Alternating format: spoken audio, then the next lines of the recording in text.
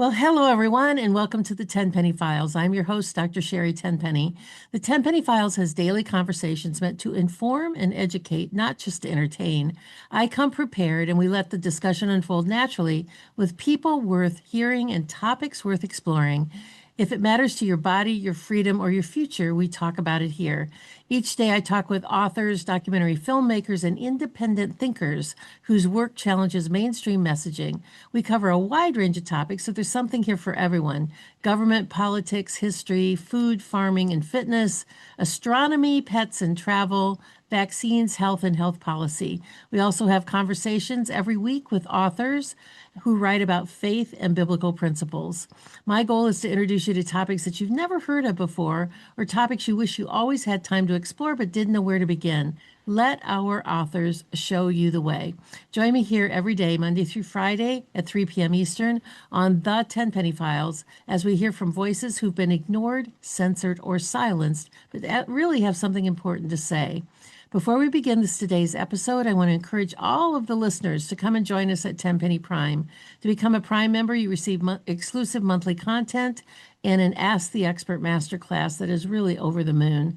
Visit us at primembership.drtenpenny.com, primembership.drtenpenny.com to support our work. We get new listeners every day and every week who may not yet know about our show. So we thank everyone who's been here for the long term, and we welcome our new listeners. So with that, let's begin today's conversation. Today's conversation is with Brent Dusing, the CEO of TruPlay, a high-quality, fun, biblically sound entertainment and gaming platform created to bring Christian content to audiences worldwide. Brent, thank you so much for joining us here this morning at the Tenpenny Files. It's a pleasure to meet you and hear about your games. Thank you. Great to be with you. You know, you began your career as an entrepreneur and venture capitalist. What led you into the gaming industry and specifically a niche of Christian games for children? There's been such a shift in terms of the way that people consume media. When I was a child, when I was probably 8 or 9 years old, we got a Nintendo in my house. And it wasn't the first console to be in people's homes. There was the Atari and the Commodore 64. But the Nintendo Entertainment System was really a step function ahead of everything else that was out there. The graphics, the power of storytelling, the different types of games that could be played really revolutionized my entire generation. And so I grew up playing games. I grew up making board games that my friends would come over and play. They actually enjoyed playing. So it was something I was always into. Started my career in, as you mentioned, venture capital. And then I started my first company, which you might have used if you've ever shopped at a grocery store, a Safeway or Kroger or one of their affiliates. If you've ever seen a product that says, use coupons on your cell phone or use your cell phone to save money at the grocery store. That was my first company. I created that with my co-founder and team, built that business, and we eventually sold it. I then really felt called into making games, which was fun, but also making games that conveyed God's truth. If you look around the world and you look at entertainment options for kids, the average child's on the screen 50 hours a week, but there's very, very few options that they have that contain God's truth. And in fact, a lot of the options are very negative, very toxic, very dark. You look at, a lot of sexual content, a lot of hyper-violent content, demonic content that's really become popularized. Demonic messaging, satanic imagery, satanic activity, all of those things are popularized now. And you don't see a lot of places that you can send a child that's actually fun and entertaining that contains a foundation of God's truth. And so we felt there was a need, and that's why we built TruPlay. I listened to I guess it was a hearing that congressional hearing that there was a panel of people on the hearing that were talking about all the time that kids are now spending on their phones and how much of a problem it was, and not just their phones but laptops and iPads and all their different technologies. And lawmakers from both parties say that the apps are deliberately engineered to addict kids, and big tech knows this. How is TruePlay fundamentally different in design, and what responsibility do you think these platforms owe to children?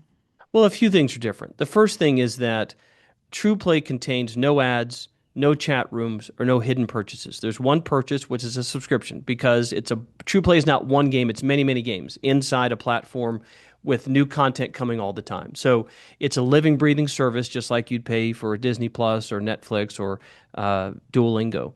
So secondly, the main difference is that every piece of content that we make at TruPlay contains God's truth. Everything your kid's going to do or you're going to do. We have a lot of parents enjoy playing the games too and watching the videos. We have digital comics. Every piece of content is something that the child and the parent can take something away from with a biblical foundation. Um, Look, I think that we all bear responsibility. If you make content, whether you're doing a podcast, we make video games, other people make movies. If you're making content that people are going to see, then you're responsible for what that contains. And I wish that people who were in the content creation space took that more seriously because anxiety, suicide, and depression rates are all-time highs for kids.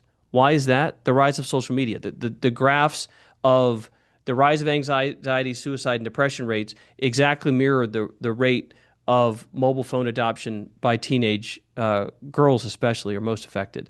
Secondly, the average male is exposed to pornography when he's 12 in this country. That's, again, a result of not just the people making that content, but places like Google that allow that content to get easily into kids' hands. Third, only 31% of children believe in God, whereas 68% of adults in America believe in God. So there's a lot of anti-God content, a lot of atheist content, a lot of, frankly, satanic content that's pushed and pushed and become more popularized. Some of that is intentional. Others of it goes by because people get inured to it. It's like why a fish doesn't think it lives in the water. That's just its environment, right? It's what's become so normalized in our society and our culture, unfortunately, has really been so affected by content creators. And that's the world we're living in. And that's why we built TruPlay, because we wanted to give parents and families something that they could really enjoy and love, but it would also build their child's well-being, build up their psychological health, frankly, and more importantly, most importantly, build up their soul. That congressional hearing that I listened to was really recent. It was just January of 2026, so just a couple of months ago. And they were talking about the impact of screen time on kids. And senators heard testimonies that some kids spend more than 8 hours a day on social media. I mean, that's their full day. It's like their full-time job. And that they've even adopted emotional attachments to their AI bots. What do you feel about censorship of digital content and time allotment for kids on these screens? Yeah, look, I think that first of all, you shouldn't allow kids on social media until they're I mean, if you're a parent, I wouldn't allow them on social media until they're 18 because I think that it's actually more harmful than smoking. I mean that if you look at, I mean, if you remember back in the 80s and 90s when a lot of teenagers smoked, yeah, that was a problem, but it doesn't actually cause a lot of suicide, right? If you look at, it doesn't really cause a lot of depression. If you look at, there's a study that was done in England, which is, of course, a very similar society to us, the UK. They tracked the amount of hours that if a girl that used 4 to 5 hours of social media a day, 40% of those girls were clinically depressed. So again, I'm not advocating for smoking for teenagers, but what I am saying is that social media is much more harmful. And you'd do best as a parent not to let your kid on it. Now, because we don't at our house. And now what you hear is, yeah, yeah, but what will other people think? Well, that's the same things that got told to parents. They're going to feel left out. Well, that's also true for going to a party where there's drugs. That's also true for teenage sex. That's also true for a lot of horrible music that gets played. So the litmus test is not what will other people think. In fact, I think that the second most powerful force in the world is peer pressure. It's the reason that people make bad decisions. It's the reason people identify with a lot of these really now strange sexual identification, sexual identity things. It's the reason they hold opinions that are often self-destructive is because they feel like they want to fit into a tribe that everybody else is doing. Well, here's the truth. Here's the good news. You belong to a tribe. You're a child of God, right? And so in so doing, one, it's God that you're accountable to, not the opinions of other people. And secondly, there actually are other people, there are other Christians and other, followers of God who are trying to do their best. None of us are perfect, but that's a tribe that might be worth attaching to. You say on your website, it sort of sums up what we've been talking about already, but I think it's worth repeating, where you say on the TruPlayGames.com, which is where people can go for this content, True, spelled TRU, playgames.com, says we don't make Christian games merely because we can or because we want to. We make them because we need to. How do we get more uplifting, more spiritual based games into the hands of the millions? I mean, if parents are skimming through and trying to decide what to purchase or what to get the app for and pay a monthly fee or whatever for, how do we get non-Christian believers to buy into your app? I think to get non-Christians, that the reason we made True Play the way it is because we wanted it to be appealing to everybody. Look, there's a lot of people who don't identify as Christians who want a safe place for the kids to play. They don't want ads pushed on the kids, especially ads they can't be sure about. They don't want hidden purchases. And most of all, they don't want toxic, dark, sexual content pushed on their children. Very few people do, actually. And so the ability to have a platform that you can trust, that's safe, that's fun, that they're going to actually want to use is the reason we've designed it as it is. In True Play, if you go to our website, you'll see there's a little bunny rabbit who wears a tiger costume and a skunk who wears a crocodile rocket suit. And that's like, wow, that's different. What that's not in the Bible. No, it's not in the Bible. But we built this fantasy world where these are children who live in this world where the Bible's true and God is real, but there's also real evil. And the characters wear animal costumes because it reflects some level of their personality that they're aspiring to. For example, Maple, who's our star female character, she's a very strong believer in Jesus. She is also very headstrong, doesn't really care about other people's opinions. And in her world, little girl bunny rabbits, kind of like in our world, aren't very much respected.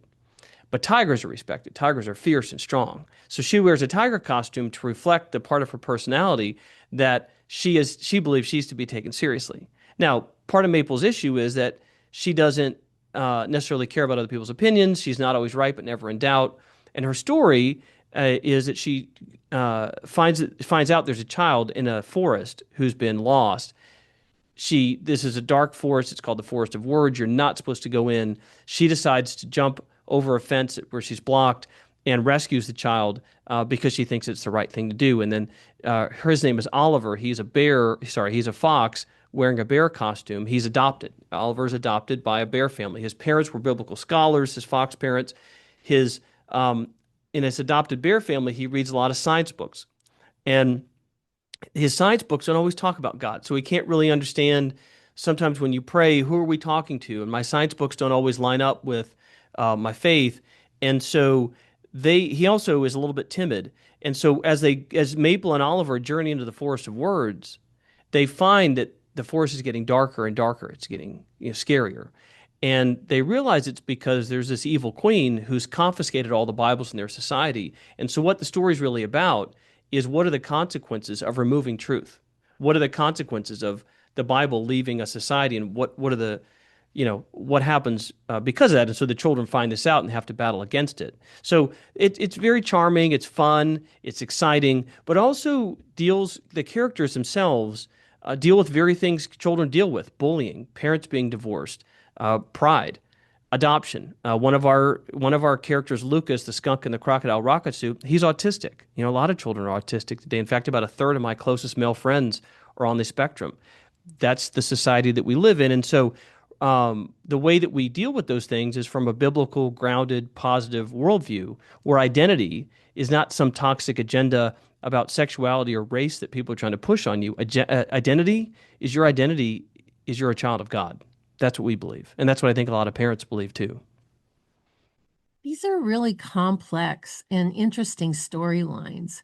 Where did you find your story characters and who's developing these storylines? Because I'm assuming that these characters will, as the company grows and as you create more games, will be a common thread that comes through a lot of them. They can be standalone, but also be a common thread that goes through that.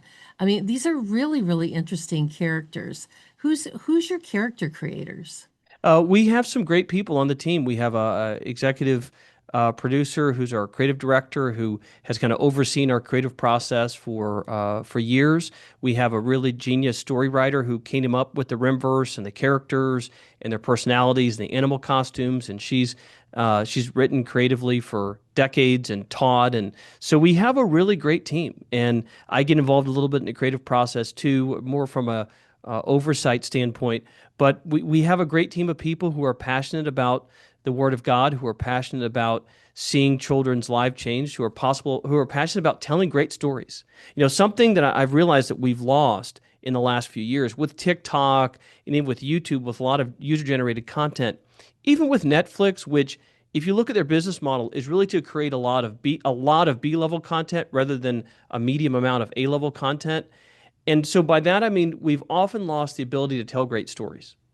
If you look at, if you think of some secular examples, I grew up on Star Wars, the original trilogy, which was, I think, the best storytelling of my lifetime. The Lord of the Rings was, of course, written in the 50s, but really they did a fantastic job with the films about, 25 years ago. The um, the Avengers series was actually brilliant storytelling. They took a lot of, it's really interesting, they took a lot of, frankly, B and C characters. I mean, Ant-Man having his own movie was preposterous as an idea 20 years ago. I mean, really, even Thor. I mean, Thor was a C-level character in the Marvel universe 20 years ago, in the comic book universe. But they committed to telling stories that mattered about each of those characters, and then they had a longer story arc that played out over time with Thanos and the Infinity Stones, and so it was really brilliant storytelling. And so you would go see a movie like, for example, Captain Marvel, even if you didn't really care about the character at all or really care for the things the actress was saying, because at least you wanted to see how it was going to play out in the meta storyline that you'd invested in. And so that's the way we think about storytelling at TruPlay. Is this also in written form? Are there books or coloring books or graphic design or books that people can hold in their hand and see these stories other than just playing, in addition to playing with true games? So we do have some digital comics inside the platform as well. So you can play the games. There's some video shorts. There's more video content we're making shortly, but you can also read the digital comics to follow along in the story. Yeah, I think that that would be great. They'd make even great coloring books, because your graphics and design and everything on your games, because I downloaded the games to play a couple of them so I could get a feel for what that was like. My brain doesn't really play like, Nintendo very well. And so but I did see, how this would really appeal to kids who are used to doing that. And I could see that, and it was colorful and beautiful. In fact, we've got a couple of minutes. Can we do a little bit of a screen share here Yeah, let's do it. so we can? And while you're doing that, there are downloadable coloring pages, I believe, on our website. And there's also inside TruePlay, one of the games is called the Book of Imagination, where you can actually fill in the colors that are missing. So we do have some of that, and hopefully that's something, if you're listening, that you and your kid can enjoy doing together. Let me see. Keep talking here for a minute so that until I can find this. Sure. So, So the other set of games that we have are based on biblical stories. So we have a game called King David's Battles, one of our most popular games. You start out as David as a shepherd, and eventually you fight different people and different animals, and eventually you go fight Goliath. The David story is, of course, a retelling of the biblical account, but the theme is also a boy becomes a man. In our society, we don't do a good job anymore teaching boys to become men and the value of masculinity, the value of being a man, and why that matters. Another game we have is called Stained Glass. In Stained Glass, you collect glass pieces, you match them, they form a stained glass window, and the stained glass window comes to life, and a character tells you their story. So we start with Eve in the Garden of Eden, telling you her story from a first person viewpoint. And then we go on to Noah, Sarah's version of the Abraham events, and so forth, where you get, and Moses is next, where you get a very detailed account of the experience of those people from a first person viewpoint. okay. So can you see my screen now? Yes. Okay. So why don't you go ahead and walk us through that? Sure. Yeah. Why don't you scroll down? If you click on games, Okay. uh-huh. And scroll down. Okay, so here's the first. Yeah, let's just go one by one. So Lucas, so again on TruPlay, there's all types of different games for people to use and play that are available right now. So the Lucas game is a spaceship game. So Lucas's story is his brother. He lost his brother a year ago, and he hasn't really come to terms with the idea that his brother is gone. His mother's a Christian. Lucas actually isn't. And so his mom goes, "Look, he's up there with God." And Lucas goes, "Oh, great. I'll just get in a spaceship and go bring him back." Well, that's not how it works, right? But that's what goes on in his mind. Lucas is autistic, and he has a close friend, Noah, who's in the game, who is a strong believer, who tries to big brother him. So Lucas is a brilliant inventor, great with anything mechanical. He's a skunk. He built his own crocodile rocket suit that flies and shoots laser beams. Noah is more of an outdoors adventure kind of a guy. He's a kangaroo. He wears a shark costume. He likes to paraglide. He likes to rock climb. He likes to skateboard and surf.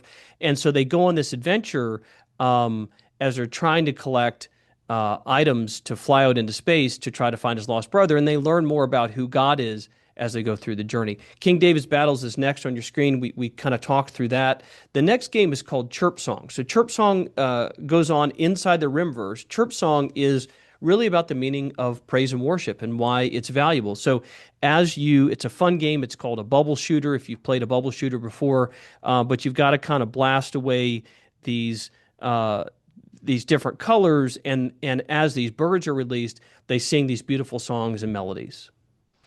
My favorite game on the platform is Maple and the Forest of Words, which I described a little bit. Maple rescues this boy who's lost in the forest, Oliver. It's a puzzle game. It's a platform. It's an adventure. There's monsters. There's obstacles. There's things to overcome. It's a lot of fun, and it's a great story and really one of our best games. The Book of Imagination is the one that I mentioned, where you can actually there's pages or images taken out of the games where you can then go recolor them. So we find a lot of kids, they like to color, so it's kind of color by numbers and your ability to kind of fill those in within a certain amount of time and guesses. Oliver and the Vindictive Vines is actually the precursor to the Maple game. So this tells a story of Oliver going into the forest. He's a botanist, so he's really into studying plants, and so he finds that there's some plants in the forest he wants to go after, and unfortunately, he gets caught in these vines. It's an endless runner, so you get to run really fast and glide and slide and avoid obstacles. It's also one of people's some of their favorite games. The next one is the Battle of Eldavar. So this is near the end of our first story arc uh, where Maple and Benjamin and Lucas and Ava are gathering together to battle Azilla. So Azilla is the evil queen who's stealing the Bibles out of their society, who's confiscating the Bibles and really trying to gain power. And it's their banding together to battle Azilla and fight her for the sake of restoring biblical truth and really God's order to their land. How many games are there altogether? I mean, I'm scrolling down here. There's quite a few different games of different things. How many have you released so far? I believe there's about 12 on the platform. We have, by the time this goes out, we'll have another one called TruPlay Trains that'll be out, which is a fun train battle game where some of your favorite characters from the Rimverse battle against each other. And people that are watching this, you can see there's a button up at the top that says activate your free week. So you can sign up, download the app. You can do it for a week. For those that are just listening and not watching it, when you go to the website, which is True Play Games, TruPlayGames, True Play Games. There's a big green button at the top. You can't really miss it that says activate your free week. So, and there's a place where it says more, where you can buy merchandise, free content, news, blog, and things like that. So there's a lot to be said on this. I'm going to stop the screen share here for a second. So there's a lot to be said for this great game content and bringing, really great things. I don't know that much about other games. And, you've said, Brent, that It's dark content, which I know that that's true. A lot of violence, a lot of sexual things. Do other games have storylines like what yours has? Oh, sure, a lot of them do. The Zelda games started to innovate that quite a bit in that the Zelda games started in the 80s, and there's continued to be a progression of those that tell a story. There are famously games like Uncharted that tell stories. A lot of games actually do tell stories today. Some are very mindless, like Candy Crush, where there's no story at all. And that's fine. That's what that game exists to do, is just to entertain. But yeah, there are quite a few games that have some form of narrative. Well, this is really, really great. I'm glad we got to walk through those for those that are watching this, that are watching it on the platforms. For those that are just listening, you missed a lot. So you need to go to the website and look at it for yourself, which is True Play Games, TRU Play Games, TruePlayGames.com, and take a look at all the great things that are there. And you can get a free week to just activate that. So this is a great place. We need to take a short break to hear from our sponsors from AmericaOutloud.news. America Out Loud Talk Radio plays the 10 Penny Files on iHeartRadio Network daily, Monday through Friday at 3 p.m. Eastern Time. You can also listen anywhere in the world by going to AmericaOutloud.news and log into their media player. You can listen from anywhere in the world. If you've missed any of the great conversations we've had over these preceding months, you can find the 10 Penny Files. I put the THE in there, the 10 Penny Files, on your Spotify, Pandora, Apple, TuneIn, iHeart Virtual Studio accounts, or you can go to my platform, which is dr10penny.com, click on the podcast tab, and you will see a drop-down window that says all podcasts. And you can look there and you can scroll back and pick out the ones that you want to listen to for of what you're interested in. But I think you'll like all of them. Just go ahead and pick out some ones to listen to. We also post these on our Substack at dr10penny.substack.com, also on X, Instagram, and Rumble at Busy Dr. T. So there's so many books and documentaries, and now we know even fun games to play with so little time to read and watch. This show is meant to jumpstart your interest and to maximize your time. We have a great message coming from our sponsors. Sit tight. We will be right back with more from Brent Dusing, the CEO of TruPlay, a high-quality, fun, and biblically sound entertainment and gaming platform created to bring Christian content to audiences around the world, particularly for our kids. Sit tight. We will be right back. Zeolite is a detox spray. We work specifically with a company called Touchstone Essentials. They are an incredible company. We've been working with them now for several years. And zeolite is a mineral that goes through your body like a one-way basket. It will clean out heavy metals such as arsenic and mercury, aluminum, cadmium, and it hooks onto those metals from a one-way perspective. So once it's bound, it goes out through your urine or your stools and doesn't get redeposited in other places. Everybody needs to have a detox product in their life, and this one is so easy to use and it's so safe. You can take it when you're pregnant, you can take it when you're nursing, you can give it to little children, you can even give it to infants, and quite frankly, I give it to my dog. I actually put a little bit of the zeolite in his water because until we all stop living in a toxic world, we all need to get some of those extra toxicities out. The heavy metals, the persistent organic pollutants, the things that are floating through the air, the different things that we come in touch with in our environment. And we are a big fan of zeolite from Touchstone Essentials. We've been a big fan of their products for several years. Go to dr10penny.com/detox to get your first bottle of zeolite spray for $50 off. Well, only when the government bows to the people will America become great again. This is Malcolm Out Loud here. Join me in pushing back against censorship, my fellow Americans. Right at the top of AmericaOutloud.news are the words, many voices, one freedom, united in the First Amendment. Now is our time, my fellow Americans. AmericaOutloud.news, liberty and justice for all. Well, welcome back, everyone. Today's conversation is with Brent Dusing, the CEO of TruPlay, a high-quality, fun, and biblically based gaming for our children and really for anybody that wants to be part of this biblical content. Let me tell you just a little bit more about our guest. Brent Dusing started his career as a bachelor's degree in economics from Harvard University. Brent pioneered game creation with Christian content through Lightside Games, a Christian gaming studio reaching more than 7 million game players worldwide and resulting in 25,000 decisions for Christ through partnering with the Billy Graham Evangelical Association. TruPlay's mission is to transform generations of children in such a profound way that it will shape culture.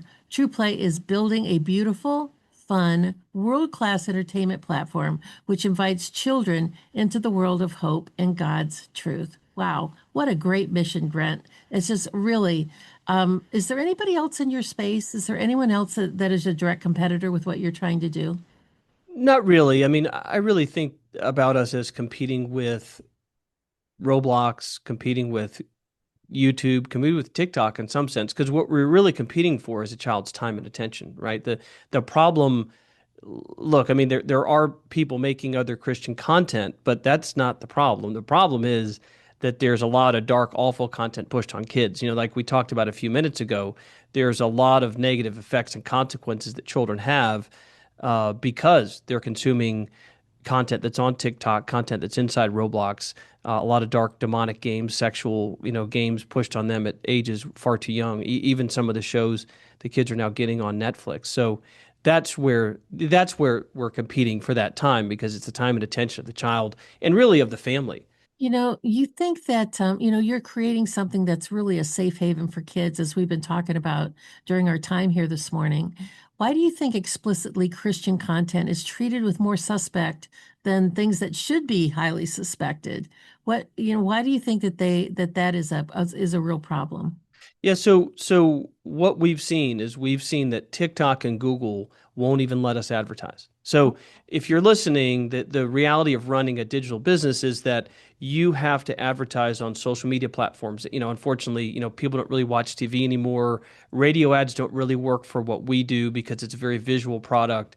You have to advertise on social media platforms. And the three biggest platforms to advertise are TikTok, Google, and the Meta platforms. Now, we haven't had any issues with advertising on Meta, but we've had a lot of issues with TikTok and Google, so far so that they won't let us advertise at all. So Google says, well, our policy is you can't advertise your religious beliefs. However, they allow satanic content to advertise. Now, Satanism tries to qualify as a religion. They've had ads where there's pentagrams drawn in blood. They allow Diablo, which is literally a game about Satan, to advertise, but they won't allow us to advertise. They allow Buddhist content to advertise, but they won't allow us to advertise. They allow transgender content for kids, which, let's be honest, requires a big leap of faith, but they won't allow us to advertise. So clearly there is a darker agenda. TikTok, same situation. They won't let us advertise. In fact, TikTok won't even let us post on TikTok anymore because they view what we do as, literally, they sent us an email, dangerous and harmful. Meanwhile, again, they allow satanic, sexual content to advertise for kids. So we really are living in this world that's upside down. You may remember back in the 80s when there started to be the parental advisory explicit lyrics labels on the CDs. Here's what's fascinating. The person who drove that, a lot of that was Tipper Gore. She was the wife of the man who would eventually become the vice president, Democrat, by the way, right? And all the things that they were talking about and concerned about, and rightfully so, I respect her for doing that, ultimately has now become so much more negative and so much more toxic and so much more dangerous, where it's the evil that's become normalized. The Satanism, the sexual content pushed on children has become normalized. And what's become dangerous is the word of God here in America, right? Google is an American company. TruPlay is an American company, and this is happening. So you might be asking yourself, if you're listening, well, what are you doing about it? So we're working with the ACLJ, the American Center for Law and Justice. We're working with 1792. We've had meetings with multiple senators and congressmen advocating for action. A couple things need to happen. First, these platforms can't be allowed to discriminate against Christians because it's not that they have a policy against religion. We have receipts to show they're advertising Satanism and Buddhism. They explicitly discriminate against Christians, and there are other Christian groups who that's happened to as well. The second thing that has to happen is there has to be guidelines and rules written in, policy change to prevent AI from destroying the Christian worldview. Here's what I mean. The reason that TikTok and Google block us is not because somebody sits behind a desk and every time TruPlay launches an ad pushes the deny button. The reason that we can't advertise is because the very AI machine, the AI model that Google and TikTok use to determine who's allowed to advertise and when reads Christianity as dangerous and harmful, right? You can program these machines to think anything they want, and they're all built with values. They read things, yes, they scrape the internet, but they also are programmed with moral guidance, with moral values. And so everybody knows, there's all this talk, AI is going to take away jobs. AI gets to help me build a resume. AI gets to help a kid write a college paper. Well, yeah, but AI is already making decisions about who posts on social media. AI is already making decisions about what content is recommended to you to be shown in TikTok, on YouTube, etc. AI will start to decide who gets to speak publicly. AI will start to decide who receives electronic funding. AI will start to decide who's considered a domestic threat. And if these machines read Christianity, which they do, we have the evidence, as dangerous, then this is a serious concern that must be stopped now. Because today, the good news is we have a presidential administration that's empathetic to the Christian worldview. They've done quite a few things to help and protect Christians. That's not necessarily true in a few years, right? We don't know who'll be in the White House. What we do know is AI will become more powerful and more ubiquitous, right? It will be used in more places. It will have more autonomy. We have to now have policy come in to prevent discrimination against Christians, but also to reinforce American values inside AI so we don't become what communist China is. Let me say this a different way. The biggest national security issue of the 20th century was the nuclear bomb. Right? Who controlled nuclear power and why? Those of you who remember, old enough to remember the Cold War, the U.S. versus Russia, the nuclear deterrence, and that whole conversation. And that was real. Now, the answer to that nuclear problem in the 20th century, in terms of America's response to Russia, was not, let's let every American have a nuclear bomb in their house to defend themselves if they need to. Right? We'd have committed suicide if we did that as a society. Right? You can't give everybody a nuclear bomb. In the same way, the question of the 21st century is who controls AI, who has AI dominance. Now, clearly, we're in a race between the U.S. and China. It's very well understood. The thing is, though, if you make AI systems control more of American life, and it has leftist, atheist, anti-Christian values, just like the Communist Party, then what you do is commit cultural suicide. What you do is you become the very thing you're trying to battle. What you do is you become what happened to Russia. This isn't well understood by a lot of Americans because we always think of Russia as this faraway place and it was communist and people view, the whole Putin-Ukraine thing. If you take a step back and look at the history of Russia, it was founded as a Christian nation.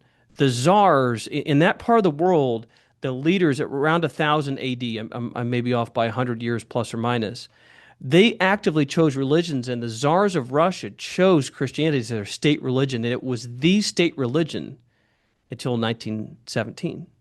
The czar fell. A few months later was replaced by the Bolsheviks. These were atheists. These were people who hated Christians from the beginning. And they killed tens of millions of people, Christians. They destroyed 95% plus of the churches. They killed priests and pastors. That's what happened.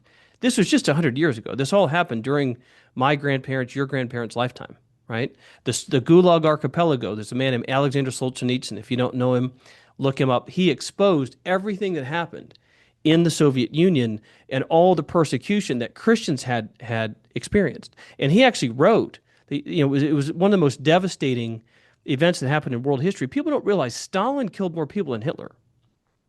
And it doesn't really get talked about much. But that's the actual reality is Stalin was actually a bigger villain because he killed more people and he went directly after Christians. When Solzhenitsyn was asked, how was this allowed to happen? You know what his answer was? Because people forgot God. He said that the line between good and evil is a thin line in every man's heart. And so I say this as a warning to Christians and to spur you to take action. If you're concerned about what our society looks like, we are allowing people who hate Christianity, Google especially, to build AI machines that then make all these decisions for our society that then destroy the very American values that we believe in, the very faith that we have, that we, build as the foundation of our lives, we can't allow that to happen.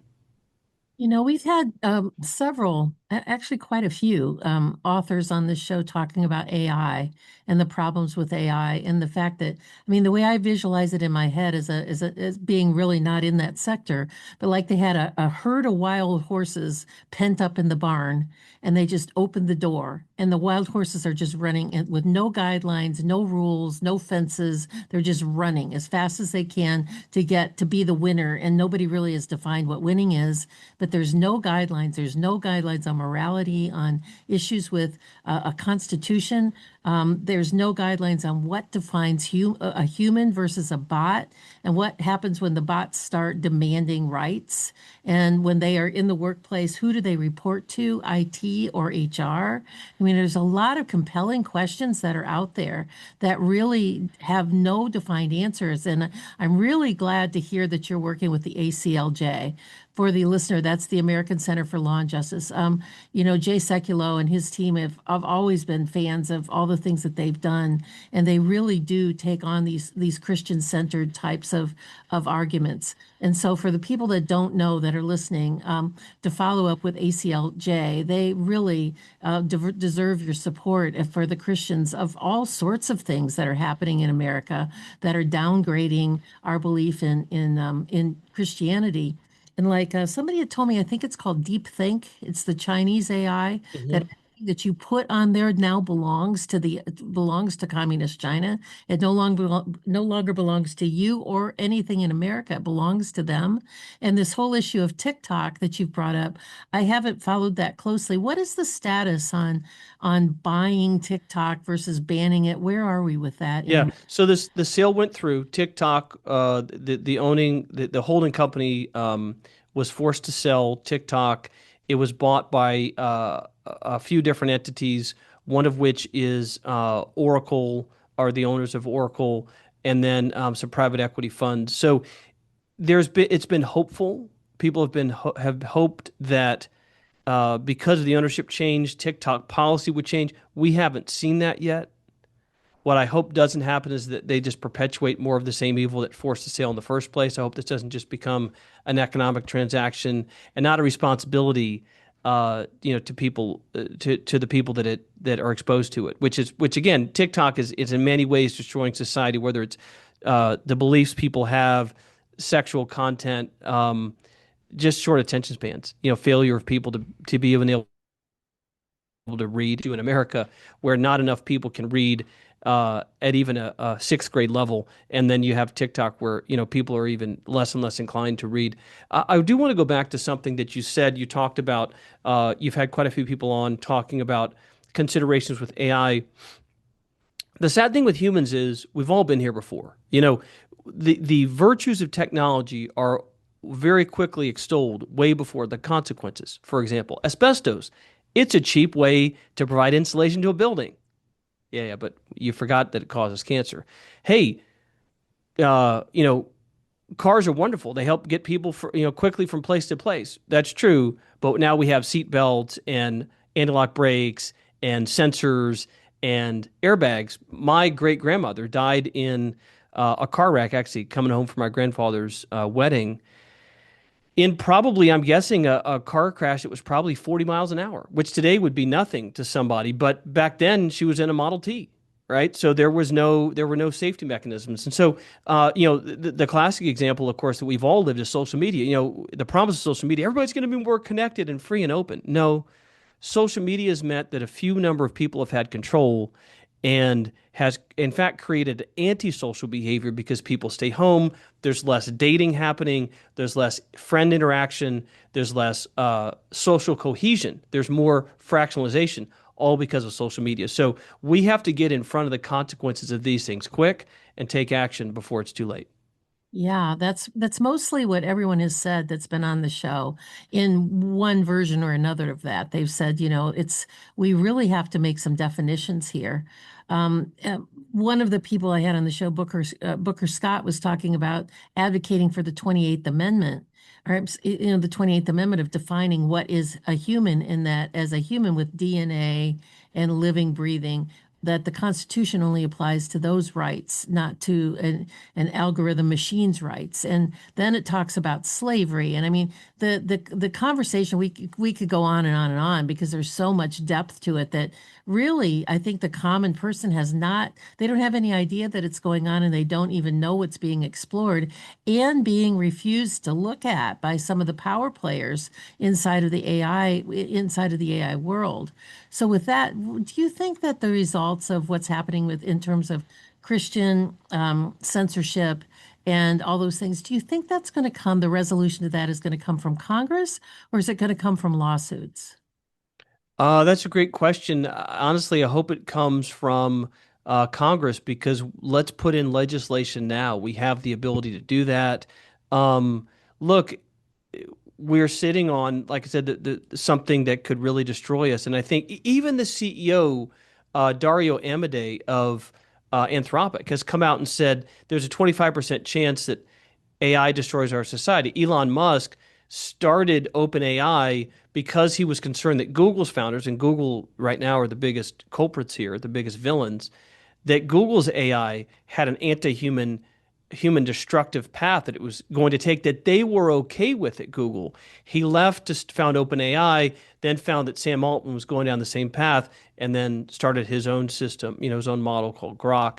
So the point is, even the very people who run these companies are saying this can have a destructive effect on society, and yet we have failed to act so far. And we have to act in terms of legislation. Yes, there will be lawsuits, but the problem with lawsuits is they take forever, and people like Google have infinite money, right? So they stall and they reverse litigate and they do all these types of just tricks that really is frankly highly corrupt to prevent people getting justice. So we really have to get this legislated fast. Yeah, I agree with you. I was one of the named disinformation dozen during COVID, and we've got a lawsuit against big tech that's been going on, and they're just manipulating things all over the place. The lawsuit was filed in Florida. They want to move it to California for obvious reasons. Yeah. They're playing this around, so it's really challenging about the censorship and things that are happening. What should parents, in the last few minutes that we have together here at Brent, I mean, I feel like we have lots to talk about. We could talk for another couple of hours, but we've got limited time here today. So, what should conservatives and parents be doing right now to make sure that this is available? And how do we get this into the hands of Christian parents? So a few things. I would say if you're listening, check out TruPlay. Go to TruPlayGames.com. You saw our website. If you're listening on radio, you can go directly to our website. You can also go to the App Store or the Google Play Store at TruPlay, TruPlay. Download and try it out. You can, if you're a grandparent, you can buy it for your children. Share it on social media. We are still on Instagram, Facebook, and Twitter. We're not really on TikTok anymore for reasons I discussed. You can also get involved. There's a lot of ways to support TruPlay. You can look at support at TruPlayGames.com on our website. And also, lastly, share this message. Share what you've heard today and write to your congressman, write to your senator. Tell them you want policy to protect the Christian worldview. You don't want AI to turn us into some version of communist China or Soviet Russia. You don't want to wind up living in some version of the Terminator scenario. And I know that that's not even funny anymore. I mean, even the guys who started these companies are saying there's a good likelihood that's the road we're heading down. So look, as Christians, we are called to act. The reason that we don't have slavery in this country is because of the abolition movement that was started by a Christian named William Wilberforce. The reason why we have a civil rights code is because of a Christian named Dr. Martin Luther King. The reason why the majority of Americans go to church now is because of the work of a Christian named Billy Graham. And a lot of people in the 1940s, less than half of Americans went to church. And due to his work and the work of a lot of other people, that changed. God used all those people. It was obviously God's plan and he was involved. But the point is, Christians have to act. Christians have to do. You can't just show up to church. You can't just pray. You got to show up to church and pray and take action. And that's my message for you as a parent today. Yeah, I think that's so important because We look at all of the problems that are going on, all the things that have been implemented by the CCP that are already here and inwoven into our government. And I think a lot of people look around and they just get kind of discouraged because it's everywhere you look, there's a problem. It's like if you're a firefighter and you had a hose and there were 27 different fires, which one do you put out? And I think that you make a priority that has the ones that you have to work at first are the ones that have to do with your faith and to stand really strong with that. Well, Brett, I really, really enjoyed this conversation with you. And I'm looking at your website, glancing at it a little bit while we were talking here. There are free coloring pages there. We talked about that a little bit. There's under the free content, you can do that. You can get free Christian videos, watch biblical and Christian videos for children. There's a ton of things that you can do here for free before you commit to getting the app. And I think it's like $69 a year. I think it was not even that expensive. Yeah. Yeah. 13 bucks a month or 69.99 a year. And like I said, new games, new content all the time, and hope you guys love it. Thank you. I think you really will. Well, I want to thank everybody who's joined us here today. Thank you so much, Brett, for the generosity of your time. Thank you for your passion. We really, we need passionate Christians out there. And I thank you for being a leader in this particular industry, for being passionate about what you do and passionate about our kids. So I want to thank you so much for being here. I want to thank everybody who's joined us here today or will watch us in the future at the Tenpenny Files. And I was going to close out with one of my favorite verses from the Bible. I close all my podcasts with, whether they are live or pre-recorded, which is Romans 12:12. Rejoice in hope, be patient in trouble, because trouble will come. Be patient with trouble and be persistent in prayer. Lean into God, trust Him for everything. He will never let you down. We'll see you here tomorrow or the next time right here on America Out Loud or iHeartRadio. You can also listen anywhere in the world through the AmericaOutloud.news. Through their media player. Please sign up for my Substack, drtenpenny.substack.com, and also tenpennywalkwithgod.substack.com. They're always free. Donations are appreciated, but they're always free. They're content for you. And please follow me on X and Instagram at BusyDrT. I want to thank everyone again so much for being here today. We'll see you tomorrow or the next time on the Tenpenny Files. Goodbye and God bless.